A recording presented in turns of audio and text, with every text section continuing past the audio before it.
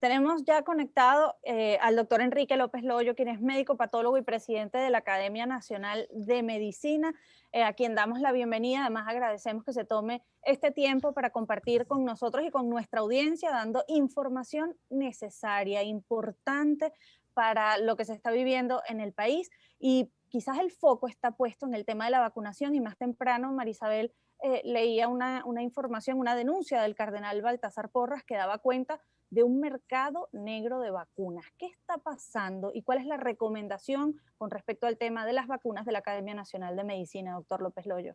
Buenas tardes, Lila. Buenas tardes, Marisabel. Buenas tardes, doctor. Sí, efectivamente, estamos en una fase que debemos cumplir de manera fundamental, que es la vacunación. En Venezuela, lo único que tenemos en este momento sobre la mesa son, haciendo una matemática sencilla, 200.000 dosis de la vacuna del Instituto Gamaleya de Rusia. Le adicionamos 500.000 dosis que ha enviado Sinopharm, según ellos, como una donación. Y recientemente acaban de llegar unas 50.000 dosis más para algo así como 375.000 personas. Y la prioridad definida como fundamental para el equipo sanitario, y a pesar de que ha habido denuncias de fuga para otras personas, todavía sigue en déficit esa prioridad en el equipo sanitario. Vemos cómo en las últimas semanas han muerto cantidad de trabajadores de la salud, y esto tiene que ver también con que no ha llegado a la totalidad la vacunación. Los trabajadores de salud totalizan poco más de 550.000 personas, tomando en cuenta el personal sanitario público y privado.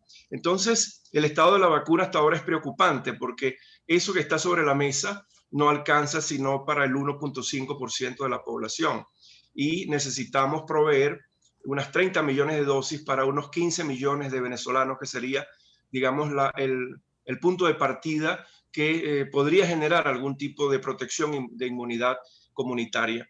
La preocupación, además, esta denuncia que ha hecho el cardenal, realmente es muy, muy terrible esta circunstancia, pero tiene que ver con la contraloría que se está haciendo al uso de estas vacunas. Tiene que ver con que el encargado de llevar adelante el programa, que es el Ministerio de Salud, debería tomar previsiones sobre quién está custodiando estas vacunas, cuál es la vía que llevan a estas vacunas. Además, es un riesgo significativo que alguien extraiga vacunas en condiciones de menos 20 grados y las coloque en su nevera y encima las comercialice. Bajo esa circunstancia, la vacuna se inactiva y además puede más bien generar una reacción por inactivación del principio biológico.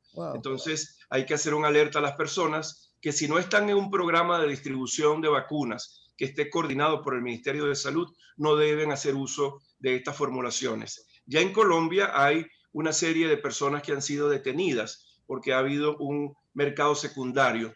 Toman el vial ya usado, le colocan una solución fisiológica y lo hacen pasar como vacunas y lo venden en un mercado negro. Imagínese. Y eso probablemente también, como todo lo malo, puede permear también para Venezuela. Entonces, la persona que está en casa, que no está en grupo prioritario, que está esperando ese listado que se vaya llenando de forma progresiva con las personas que van a acceder a la vacunación, deben tener la calma suficiente. Y mientras tanto, mientras no haya la vacuna, la única vacuna que hay es el tapaboca, las reglas de distanciamiento social e higiene personal. Nuestra preocupación en la academia ha sido en los últimos meses que se genere un programa nacional de vacunación serio, que sea único, envolvente, que no esté suscrito por elementos asociados a la posibilidad de que alguien con más influencia o menos influencia pueda hacer uso de la vacuna, que es, digamos, un elemento estratégico desde el punto de vista epidemiológico para cortar la cadena de transmisión. Debemos recordar lo siguiente: la persona vacunada no es que no va a tener la situación clínica de la COVID-19. Puede recibir nuevas inoculaciones virales, pero estas se pueden comportar clínicamente en curso leve y además van a evitar la mortalidad. Esto es fundamental. Pero eso es interesante, déjenme hacer un alto allí, porque muchos piensan, yo realmente me incluía en ese grupo, que las personas que están vacunadas ya no les iba a dar coronavirus, pero por lo que usted dice le pudiera dar, pero de manera muy leve. Sí, porque los componentes estructurales del virus, aunque están contenidos dentro de la vacuna y son reconocidos inmunológicamente, la entrada del virus es inevitable. que es una entrada universal a través de, en el caso de aerosoles, que es lo que le da mayor peligrosidad. Si fuese de otra naturaleza, los controles fuesen más directos hacia otras medidas, pero la medida general del tapabocas y el distanciamiento va a perdurar por mucho tiempo en la población nacional. Otro aspecto que es estratégico, no solamente que puede aparecer la infección, pero esa infección va atenuándose cada día más en los grupos poblacionales y eso asegura que al no haber una velocidad importante de reproducción viral, las cepas nuevas o las nuevas variantes van a disminuir también de forma progresiva. Es decir, se desacelera el proceso de infección y en los próximos 6-8 meses algunas áreas van a quedar solo con características de endemia y no de características de pandemia cuando algunos continentes vayan logrando la protección inmunológica. Eso nos preocupa a nosotros, puesto que si no alcanzamos un nivel de vacunación, vamos a hacer un foco realmente de traslado de infección activa a otras áreas que puedan haber estado ya con un control epidemiológico a partir de vacunaciones. Entonces, todos tenemos que abocarnos a este proceso de vacunación. Y ha habido muchas iniciativas. Recientemente Fede Cámaras ha hablado de una posibilidad de, con un proyecto, acceder a un número de 6 millones de dosis de vacunas, que ellos hacen una donación, que ellos la colocan a sus trabajadores para aumentar su productividad con mayor tranquilidad. Y es una propuesta loable. Y nosotros hemos apoyado la propuesta, sin embargo, que debe entrar dentro del plan nacional, que debe ser supervisada por el Ministerio de Salud y que debe además tener una Contraloría Social importante para evitar que finalmente la persona que tenga la posibilidad de pagar por ejemplo, en un bodegón la vacuna, vaya y se coloque una inmunidad de bodegón. Eso no puede pasar. Además, Marisabel Lila, el principio de la vacunación como estrategia epidemiológica tiene que ver con la equidad social, que todos tengan el acceso de la misma formulación, con la misma calidad, en un tiempo determinado y que les sea útil a esas poblaciones. Entonces, también favorecer a veces a grupos específicos de acuerdo a un nivel de ingreso sólido en divisas, etcétera, puede generar esa inequidad que no es la esperada. Entendemos que el llamado que ha hecho Fede Cámaras es un llamado como institución responsable que está desesperada porque finalmente la vacunación no termina de tener una consistencia como programa. Y entonces aquí juega mucho que la sociedad civil apoye básicamente a las instituciones que estamos haciendo presión para generar que las vacunas que llegan a Venezuela tengan dos características. Primero, que sean aprobadas por organismos regulatorios internacionales ya demostrada calidad, como la FDA de los Estados Unidos o el Organismo Europeo de Medicamentos u otros que inclusive en el contexto de América Latina dan mucha seriedad al aval que le prestan a este tipo de formulaciones, como el Instituto Regulador de Chile, inclusive de Argentina y de Brasil. Pero nosotros no podemos esperar que candidatas a vacunas sean ofrecidas como vacunas, porque vamos a entrar en una fase experimental con unas vacunas que van a traer, de acuerdo a lo que ha anunciado el gobierno desde Cuba, y nosotros no estamos haciendo desde ya un bloqueo de la posibilidad de que eso ocurra, sino que se tiene que aleccionar a la población que al ser una candidata a vacunas todavía no reúne las condiciones de seguridad y capacidad de protección a la población en general. Además, por ser un estudio experimental, más de la mitad o casi la mitad de ellas serán formulaciones adecuadas de la vacuna, es decir, formulaciones biológicas de la vacuna.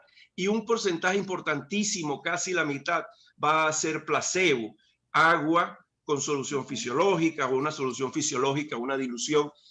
Como todos sabemos lo que es un placebo, por lo tanto no debe haber en las personas que estén interviniendo en este proceso de ensayo clínico una falsa sensación de protección.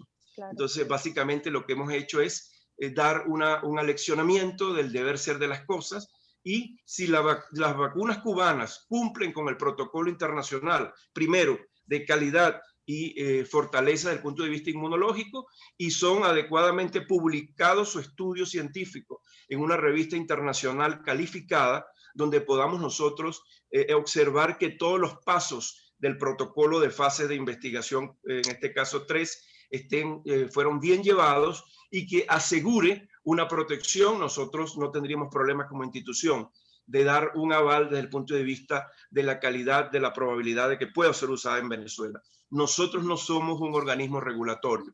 Entendemos que somos una institución asesora del Estado, pero que también en esta circunstancia tan difíciles de llevar en cuanto a la opinión pública, porque hay una marea de información que circula, que sataniza vacunas, que estigmatiza tratamientos, que coloca gotas milagrosas, que utilizan unas formulaciones ya en una caja anti-COVID que venden, lo que significa es una violación de la ley del medicamento, por ejemplo. Y nos ha tocado a nosotros como institución darle una orientación a la población general y darle también una serie de herramientas al propio Estado venezolano para que esta fase de vacunación sea exitosa, porque la vacunación es una apuesta para todos los venezolanos, no significa para los de un color y de otro no, o de una religión u otro no. Aquí está la vida de todos. Estamos todos imbricados en una familia que se llama Venezuela, y la respuesta del Estado junto con su sociedad civil organizada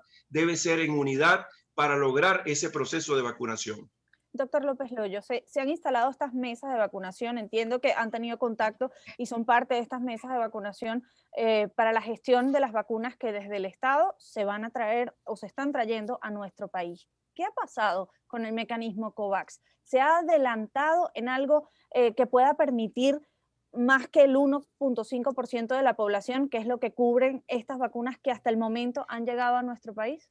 Bueno, el mecanismo COVAX está en un proceso administrativo en este momento, en la cual se ha aprobado ya una especie de cuota inicial que incluye la infraestructura para la cadena de frío y una primera parte de entrega que estaba pautado para finales del mes de abril.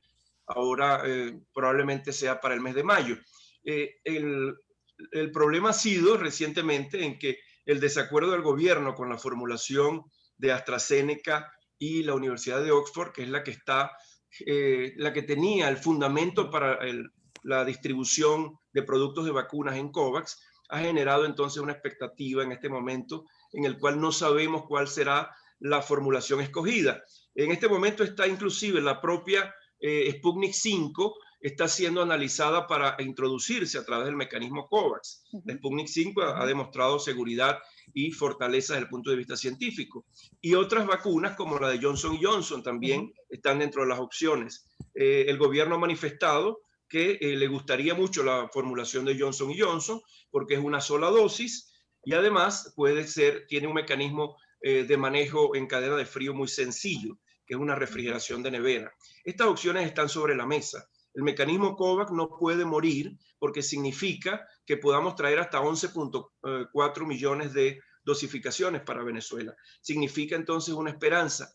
Pero si sumamos con matemática sencilla, unimos lo que pueda traer COVAX, más los 10 millones de dosis contratados con Rusia, más otras opciones que están llegando esporádicamente, no alcanzamos al 39% de la cobertura de vacunación. Necesitamos 30 millones de dosis base para completar esas dosis a un total de 15 millones de venezolanos mayores de 16 años, que es lo que la academia ha determinado como mínimo para lograr una inmunidad colectiva efectiva. Doctor López Loyo, ayer se registró nuevamente un récord de coronavirus en el país. Y de paso, pues también un récord, según las cifras oficiales, y reportamos pues las cifras oficiales, se registró, según estas cifras, 13 personas lamentablemente fallecidas. ¿Estamos en el pico? ¿Se puede esperar que la pandemia crezca? En virtud, bueno, también que llevamos 2 semanas ya de confinamiento. Bueno, nosotros tenemos, sí, a la luz de la cifra oficial, hay un aumento significativo, pero nosotros tenemos serias dudas sobre la capacidad diagnóstica, ya lo hemos dicho. Se están haciendo muy pocas pruebas y uno de los motivos por el cual sale de Venezuela el representante de la Organización Panamericana de la Salud es porque dijo claramente que no había el número suficiente de pruebas diagnósticas. Estableció, por ejemplo, que entre octubre y enero solo se hicieron 3.100 pruebas, que corresponden a 110 pruebas por millón de habitantes. Dijo además que entre el mes de lo que iba de enero a marzo se lograron aumentar a 21.583 pruebas, es decir, 770 pruebas por millón de habitantes. La capacidad limitada de confirmar con PCR genera cifras oficiales que están frenadas dentro de su estructura. Entonces, cuando vemos que países como Chile estaban haciendo entre 30.000 y 50.000 por millón de habitantes pruebas diagnósticas, observamos que el déficit es significativo en Venezuela y que se tiene que ahondar en eso. Lo que ha ocurrido es que el fenómeno ha arropado a la cifra oficial. Las condiciones que están ocurriendo, en que está ocurriendo la infección es terrible, es arrolladora. Es una situación que, para donde nosotros observemos, existen focos de infección, existen una saturación de los servicios sanitarios públicos y privados. Todos tenemos referencias de un familiar o de alguien muy cercano que está en esa condición, familias enteras confinadas en su casa recibiendo terapia, y se ha generado hasta un mercado paralelo de concentradores de oxígeno, de gente que va a trabajar en casas, etcétera, que ayudan y prestan una función importantísima. Pero eso que ha ocurrido es producto de la liberación de diciembre y de carnaval. Una mínima proporción tendrá que ver la famosa cepa P.1 que viene de Brasil. Nosotros lo que hemos es recordado que el gobierno ha tenido que ajustar la norma ahora en Semana Santa, puesto que se ha dado cuenta que es contraproducente la medida cuando se hace una apertura en un país que tenía un año encerrado, una situación que es anómala para el venezolano convencional, y salió desmedido a todos los medios posibles de esparcimiento sin resguardo de ningún tipo, y es lo que está pasando ahora. Ese pico, todavía no hemos llegado a ese pico. Consideramos nosotros que todavía falta de lo que pueda ocurrir. Por lo tanto, el llamado es a protegernos todos y a tener una conciencia colectiva de que esta pandemia sigue un curso inexorablemente peligroso para nuestro país, que además ya tiene saturado su servicio sanitario, tanto público como privado. Nos corresponde a todos una responsabilidad individual y hacia lo colectivo de protegernos todavía con nuestras medidas sanitarias. No hay vacuna y la única vacuna es el tapabocas, la medida sanitaria de limpieza de manos y el distanciamiento social. Doctor López Loyo, usted ha mencionado un tema importantísimo y es el de los ilícitos farmacéuticos en este contexto de vacunación y en el contexto en el que la gente que está enferma o tiene un familiar enfermo está desesperado por encontrar quizás una cura. Y hemos visto denuncias y algunos sectores del mundo de la medicina se han pronunciado con respecto a algunos medicamentos o combos de medicamentos que se venden como el tratamiento. Aquí está un kit de tratamiento y eso no necesariamente es lo que están indicando los médicos, sobre todo para la fase inicial de la COVID-19. En este sentido, ¿qué decirle a esa persona que cree que Atamel, agua y reposo no es suficiente porque tiene coronavirus y es un virus que ha causado una pandemia? Muy bien. Lo primero es decirle a la gente que los tratamientos son individualizados de acuerdo a la evolución clínica de cada persona. Hay personas que tienen comorbilidades y su afectación está asociada a esa comorbilidad. Por ejemplo, una persona con diabetes, el componente metabólico es el más afectado. Una persona cardiópata cursa con un problema de cardiopatía reagudizada y así sucesivamente. Las personas que tienen alguna debilidad son exacerbadas por la presencia del virus. Por lo tanto, no existe un medicamento único o un grupo de medicamentos únicos, sino que hay un bloque de tratamiento disponible para en el momento que se requiera se use. Lo otro es que no existe ningún tratamiento preventivo contra la COVID-19. No existe tampoco un tratamiento único. Lo que hemos visto como la proliferación de combos en organismos de distribución de medicamentos es absolutamente ilegal por dos motivos. Primero, que hay una violación flagrante de la ley de ejercicio de la medicina. Usted no debe entregar un kit de medicamentos, inclusive con indicaciones de uso, cuando el único que está, digamos, por la ley establecida para dar una indicación es el médico. Eso se llama prescripción facultativa. Las personas no deben hacer uso de una prerrogativa comercial para distribuir este tipo de medicamentos. El otro aspecto que es también ilegal es la violación de la ley del medicamento, donde hay un uso irracional de dosificaciones y distribución irracional de dosificaciones. y nos llama mucho la atención que los sistemas farmacológicos del Distrito Capital están haciendo uso de distribución de estos medicamentos. Hacemos un llamado al fiscal general de la República, que fue muy activo hace 48 horas para detener a 2 individuos mayores de 70 años que hicieron un comentario en redes sociales, para que le ponga realmente el punto de inflexión a esta práctica que sí es ilegal y que la está propiciando el propio Estado venezolano.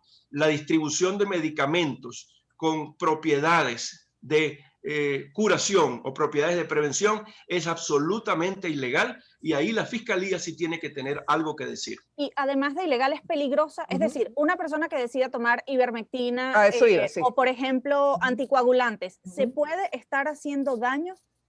Claro que sí. La ivermectina, la persona que toma ivermectina, estoy seguro que no va a tener ni piojos, ni va a tener ningún tipo de liendres, ni ningún tipo de este tipo de elementos que son ectoparásitos, pero no le va a quitar ni le va a quitar la posibilidad de tener el COVID. Igualmente, en gotas milagrosas tampoco. Tiene que haber, porque le voy a dar una explicación sencilla.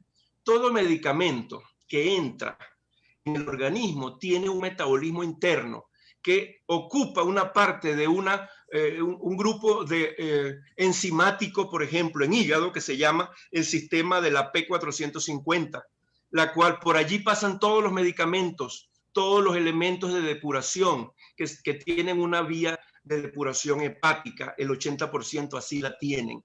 Si usted toma ivermectina con el tratamiento que está tomando para la COVID o para la hipertensión o para la diabetes, va a haber un efecto en el cual los elementos de asociación a ese sistema enzimático están alterados, porque se ocupan con algo que no le está sirviendo de nada a la persona y deja de entrar a depuración todos los elementos que convencionalmente está usando en su tratamiento de hipertensión, de diabetes o para el propio COVID. Igualmente, el uso irracional de anticoagulantes produce un efecto contraproducente, produce hemorragia, genera una incapacidad de que el organismo sea capaz de detener los fenómenos hemorrágicos, aún la mínima herida que pueda uno tener en el organismo, en una herida sencilla en la cocina, etcétera. Y eso agrava la condición de la capacidad de las proteínas de regenerarse. Doctor, y aquellas personas que están tomando vitamina C, el tema también de los combos vitamínicos que están recomendando, ¿esto funciona? Todas las vitaminas usadas irracionalmente se hacen tóxicas. No es que yo voy a tomar 2-3 gramos de vitamina C todos los días. Eso es tóxico. Cualquier tipo de vitaminas en exceso es tóxico y solamente debe, en el momento que tenga la patología, en ese momento, debe consultar si como coadyuvantes al tratamiento tienen algún valor. Hay personas aquí que todos los días se toman 4 y 5 gramos en conjunto de 4 o 5 vitaminas y se toman una vitamina D, por ejemplo, que puede ser tóxica en altas dosis y no son capaces de salir al jardín de su casa a llevar sol.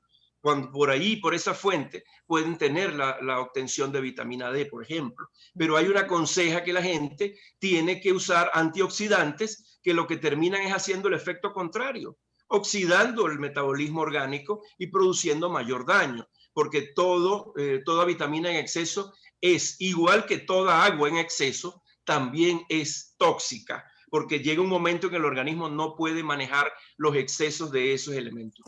Doctor López Loyo, los antibióticos, que también es común escuchar a gente que arrancó, tan pronto le dieron el diagnóstico, a tomar antibióticos. No, el antibiótico no se usa para virus.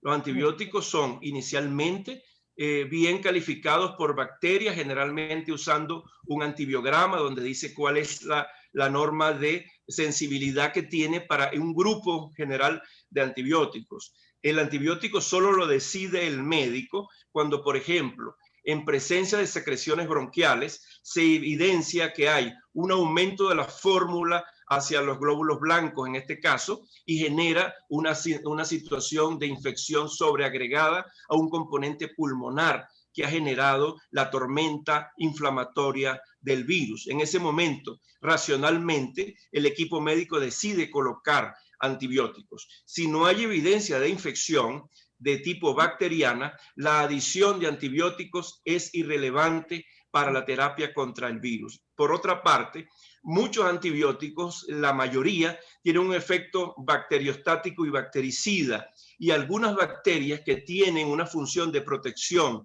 porque forman parte de la flora normal del organismo, son barridas por el uso irracional de antibióticos. Y por otra parte, el uso irracional de antibióticos crea un mecanismo de resistencia mediante el cual, cuando se requiera realmente la necesidad de colocar el antibiótico, este no va a responder porque es ya resistente por el uso irracional previo que ha tenido. Es decir, se genera una especie de inoperante sistema de respuesta a los antibióticos por el abuso que se tiene con el uso irracional de ellos. Importantísimo eso que está diciendo, porque bueno, muchos dicen, me voy a adelantar a una neumonía, y entonces empiezan a tomar antibióticos. Lo otro es que hay un fenómeno en el COVID. Hay una disociación radiológico-clínica en la mayoría de los casos. Es decir, cuando usted, a pesar de que la persona, muchas personas pueden tener una dificultad respiratoria progresiva, inclusive con una baja saturación por debajo del 93%, el estudio radiológico inicial a veces no da cuenta de infiltrados múltiples, sino que aparece de manera súbita en el curso de 24 o 72 horas, y esto genera una sorpresa al equipo sanitario. Entonces hay personas que pueden o tener una condición de saturación adecuada y una radiografía con infiltrado, pero su saturación se mantiene. Otras personas que tienen saturación baja con una dificultad respiratoria y radiológicamente no tienen mayor infiltración. Por lo tanto, todo esto es simplemente una ponderación que hace el equipo de salud para definir el momento justo de la colocación de terapias. Entonces la gente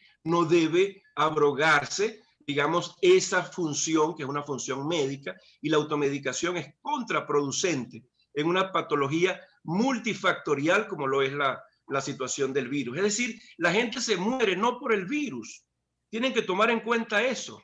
El virus inclusive se va y es indetectable desde el punto de vista de su presencia en estudios inmunológicos, pero las secuelas son las que realmente matan. Y esto hay que tomarlo en cuenta. Usted no va a matar nunca el virus. Él llega, genera un efecto citopático y genera una tormenta de elementos de inflamación, que son los que producen todos los mecanismos obstructivos a nivel pulmonar y son los que generan a nivel periférico en los vasos los fenómenos trombóticos. Pero él como tal no es el que mata, matan las consecuencias de su presencia por el organismo. A consecuencia de eso, además, inclusive acumulación de complejos inmunes detrás de las partículas que quedan del virus también producen trombosis. Sí. Y hay fenómenos las secuelas que se están registrando en relación al sistema neurológico. Claro, porque los complejos inmunes tienen una afinidad por el tejido neural y se adhieren a los mecanismos de transmisión y a las células neurales, sobre todo en los centros de la ventilación, en los centros del hipo, porque a veces se produce hipo, puede haber trastornos neurovegetativos, etcétera, y ellos, a pesar de que el virus es eliminado, persiste una reacción inflamatoria sobre los componentes neurales, que es lo que perpetúa lo que se llama el síndrome post-COVID. En el componente neurovegetativo se ha visto con mucha frecuencia las fases de cansancio, un cansancio que queda continuamente, y no es más que, en ese caso, hay una infiltración miocárdica, mínimas concentraciones de esos complejos inmunes producen una miocarditis y una miocardiopatía viral secundaria que puede persistir por mucho tiempo. Y cuando usted registra cansancio con disminución de la tensión, observa que hay una afectación de la capacidad del corazón de bombear en un momento determinado. Entonces, esta fase es la más delicada, porque ese síndrome post-COVID puede generar infartos masivos y trombosis, porque se tiene que mantener la persona en reposo absoluto hasta que la fase de cansancio y la fase de arritmias que puedan ocurrir vaya cesando de manera progresiva,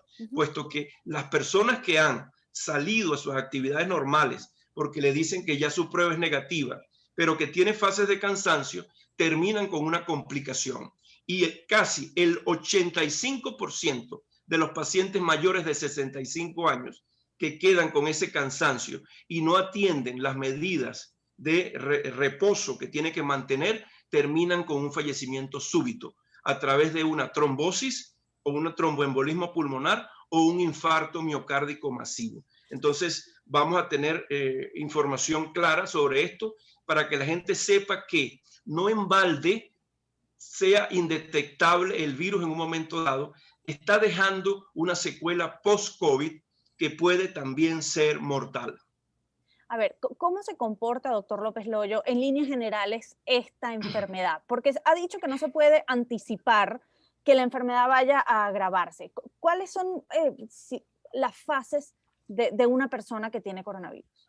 La primera fase es una fase como un resfriado común. En este momento, cualquier signo de resfriado es COVID hasta que no se demuestre lo contrario.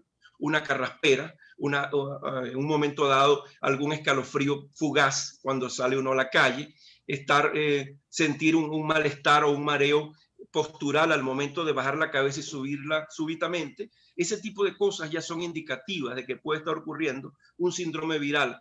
Y uno de los signos cardinales es el dolor osteomuscular, sobre todo en el área dorsal, en la espalda. Pareciera que la gente tuviese siempre como un saco de cemento encima que le produce esa rémora para poder ejercer su vida normal. Esa fase inicial cursa como cualquier virosis y tiene un salto en el momento en que nos damos cuenta que puede comenzar una dificultad respiratoria progresiva, tos, puede instalarse secreciones o no. Pero la fase inicial de la entrada del virus es una fase respiratoria superior que se supera rápidamente. Y ahí es donde está. Eso va entre el 0 y el día 5, que es la parte asintomática completa de en este caso, hay una fase asintomática completa de 5 días, donde la persona es infectante. Pero entre el 5 y el 10 ocurre estos efectos clínicos iniciales como una virosis convencional. Entre ese día 10, que es el día mágico desde el punto de vista de qué va a decidir el virus sobre ti, es donde el virus evalúa, esta persona es hipertensa, vamos a echarle a perder el problema de tensión. Qué barbaridad. Es prácticamente una vía, en el día 10 es una encrucijada. En el cual se encuentra una encrucijada como la araña. Se encuentra como el distribuidor de la araña. Y ataca sobre el sector más débil. Sobre las zonas más débiles de la persona. ¿Y puede atacar varias al mismo tiempo, doctor? Puede hacerlo simultáneamente. Porque en ese momento es que se produce la fase inflamatoria. Empieza a generar una degranulación de interleuquinas por respuesta inflamatoria masiva. Entonces, las áreas más vulnerables del paciente son las que se van a ir afectando. En un 80%, la mayor vulnerabilidad termina en el componente ventilatorio y pulmonar, pero en otras se va adicionando el componente de arritmia por una miocarditis inicial y en otras se van adicionando trastornos de tipo metabólico de la persona. Muchos hacen una descarga intestinal de virus donde hay una presencia de diarreas que pueden ser pertinaces o que pueden permanecer durante 4 a 8 días. Entonces hay un cuadro heterogéneo en el cual no hay una morfología única, sino en la mayoría de ellos el 80% cursa con una patología bronquial. Cuando se le hace estudio a ese bronquio, se ha determinado que el bronquio está siendo afectado y que termina yendo hacia el sistema ventilatorio de los alvéolos, que son como las hojas del árbol. Los bronquios eran los troncos y pasa a los árboles, se distribuye de manera tan difusa que genera infiltrado inflamatorio en cada una de esas zonas. Entonces es una delgada pared que normalmente hace el intercambio de oxígeno y esa pared delgada hay un engrosamiento de ella que impide que la función de entrada y salida de oxígeno se cumpla. Y allí es donde comienza a disminuir de forma progresiva la concentración de oxígeno que nosotros medimos. Al bajar de 93 es un signo de alerta, porque ya ha habido una ocupación significativa de ese árbol bronquial. entonces allí debe entonces necesitar de manera adecuada el consejo médico para ver cuál es el manejo más adecuado. Si utiliza broncodilatadores, si le coloca dosis de esteroide para aumentar la capacidad ventilatoria y si es necesario o no en ese momento adicionar un antibiótico, porque esa inflamación termina siendo conquistada por bacterias que están en el ambiente. Wow. Entonces ahí es donde viene el momento del antibiótico. Entonces se mantiene esto. Se ha demostrado inclusive que el uso irracional inmediato de ventilación con oxigenación a presión positiva es contradictorio, porque lo que hace es de manera inicial aumentar el taponamiento del árbol bronquial que hace intercambio de oxígeno. Entonces, esto lo digo yo como patólogo que conozco los fenómenos fisiopatológicos más íntimos de la célula, porque además en algunas áreas la presión positiva de oxigenación produce una atelectasia por ruptura, se rompe, explota el componente de cada uno de los alvéolos o de los manojos de alvéolos y se produce un mayor daño. Doctor López Loyo, en los informes que ha hecho la Academia de Medicina, ¿qué porcentaje de pacientes en este día 10 se complican y cuáles no? ¿Cuáles deciden, bueno, el virus no hace nada más? Bueno, nosotros estamos, la Academia no ha hecho un estudio clínico convencional en grupos de pacientes venezolanos. Recientemente yo hacía una revisión para una publicación próxima sobre los aspectos clínico-patológicos e identificamos allí que hay un porcentaje variable entre el 2 y el 8% que tienen esa capacidad de llevar a una gravedad inmediata del paciente y esos son los que van generalmente a mortalidad. Entonces, esos primeros días son cruciales. Persona que teniendo COVID genera una complicación ventilatoria de manera rápida, es persona que tiene una alta probabilidad de mortalidad por la patología, puesto que le ha afectado de manera rápida y el proceso de inflamación en esa persona ha sido más devastador y ha reclutado más zonas de inflamación en el caso del pulmón, porque la mortalidad real de manera inicial se cumple por un fenómeno de una pérdida de la relación ventilación y perfusión, es decir, menos oxígeno y mayor demanda de oxígeno.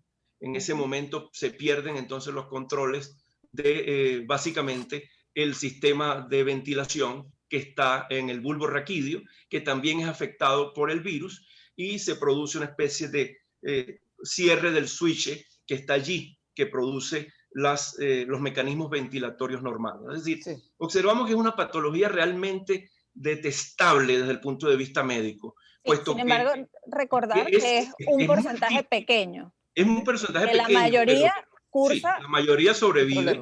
En este momento la mayoría sobrevive y la mortalidad está asociada básicamente con la edad.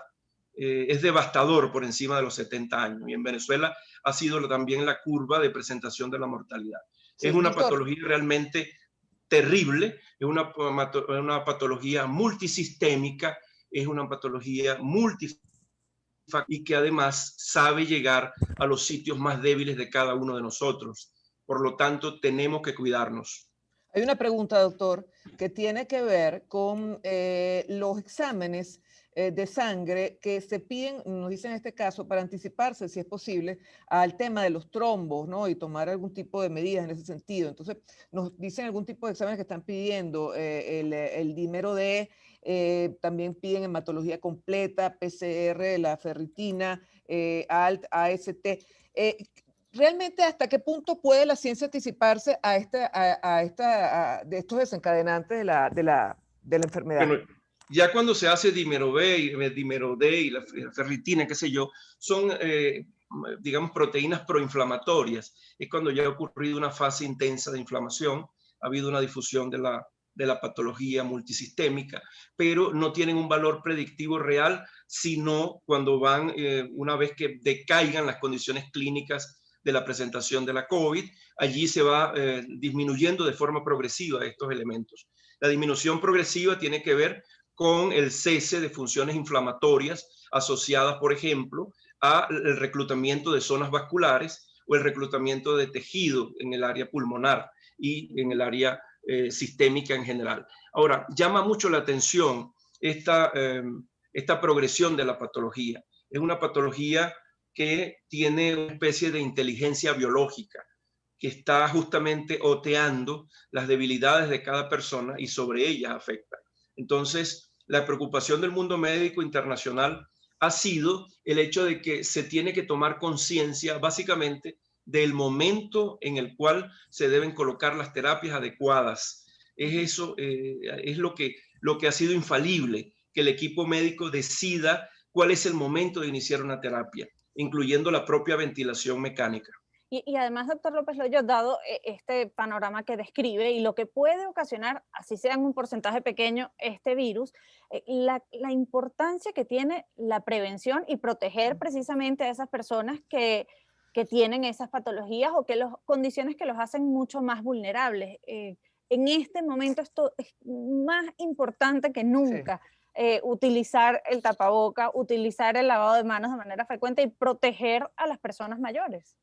Sí, es fundamental. Le digo que en este momento el virus está circulando en todo el país, en todos los espacios, en todas las áreas de trabajo, en todas las áreas de difusión de personas. Por lo tanto, la protección debe ser fundamental y mantener esas medidas de protección. Cualquier descuido en áreas masivas de asistencia de personas puede llevar a que las cargas virales entren vía respiratoria y generen este tipo de problemas graves. Bueno, y además, doctor, para cerrar, una de las cosas que me parece quizás más importante de lo que ha dicho, y me quedo con esta reflexión para despedir, es que cuando se daña el carro uno no llama a su manicurista o a la que le saca las cejas, uno llama a su mecánico. Y yo no iría a cortarme el pelo con el jardinero. Sin embargo, me sorprende la cantidad de gente que dice que su vecina, que es excelente repostera, o un abogado muy competente, le indicó un medicamento para tomarse. Las cajitas, las cajitas, o los combos anti-COVID. Y estamos hablando de que todos los mejores cerebros en el mundo de la ciencia tienen desde el inicio de esta pandemia fajados, trabajando, desarrollando vacunas o medicamentos. Si su vecina, que es maravillosa repostera, tuviese la cura contra el COVID o el medicamento ideal, sería la jefe médico de un laboratorio, no sería su vecina haciendo tortas. Es una situación que lamentablemente te voy a decir por qué ocurre. La gente tiene miedo a morir. La gente tiene miedo a dejar este mundo con hijos, con situación de minusvalía.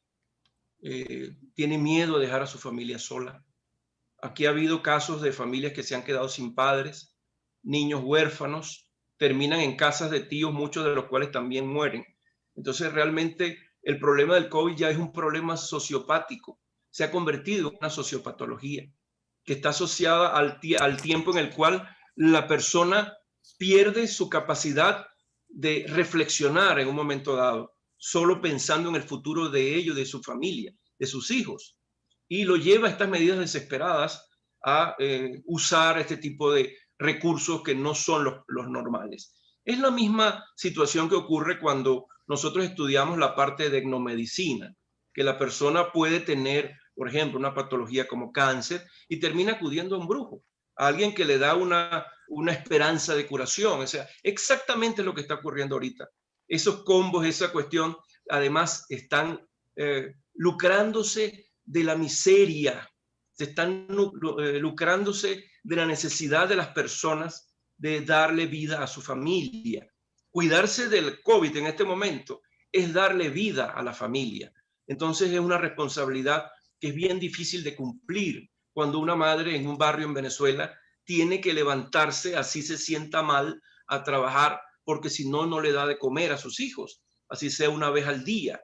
Entonces ahí nos enfrentamos a ese fenómeno sociopático que genera también esta patología como endemia. Y hay sitios donde los trabajadores se quedan sin su emolumento a tiempo porque hay, por ejemplo, restricciones para ir a trabajar. Entonces es contraproducente una cosa en relación a la otra. Es difícil explicarlo como fenómeno social en la presencia de una pandemia como esta. Vemos cómo naciones enteras con mucho dinero están sufriendo la sociopatología de sus familias que terminan arrodilladas ante esta circunstancia del virus. Entonces, cuando nosotros vemos las imágenes de cuando llevaban este miércoles santo en procesión por toda la ciudad al Nazareno de San Pablo, era una actitud desesperada de la gente, implorando, concediéndole al Nazareno la posibilidad de que le cubra con su manto, que le dé una ayuda a su espíritu para mantener la fortaleza. Aquí nuestras personas se están desplomando desde el punto de vista emocional, cuando ven que una persona vital, joven, fallece inclusive, cuando ven que sus padres, sus abuelos fallecen. Entonces, realmente hay que verlo desde una dimensión múltiple, lo que está pasando con esta pandemia. Claro, es un fenómeno social, yo quisiera ver también el vaso medio lleno, y la buena noticia es que hay vacunas en el mundo. Hace algunos meses no había vacunas, pensábamos que era una enfermedad que, bueno, iba a tardar un tanto. Ya hay vacunas en el mundo, y lo que hay que poner es la voluntad política, la voluntad nacional, diría yo, para que esas vacunas se hagan realidad aquí en nuestro país. Doctor López Loyos, tenemos el tiempo encima ya. Queremos agradecerle ampliamente que haya venido aquí, haya compartido con nosotros. Mire, nos aclaró, por lo menos a mí, Lila, me aclaró una cantidad de dudas que yo tenía tremenda en relación al curso de la enfermedad. Y bueno, muchísimas gracias además por todo el trabajo de la Academia de Medicina. Saludos, Lila, Marisabel, a todos. Chao. Que es por demás Muchísimas gracias. Bueno, me quedo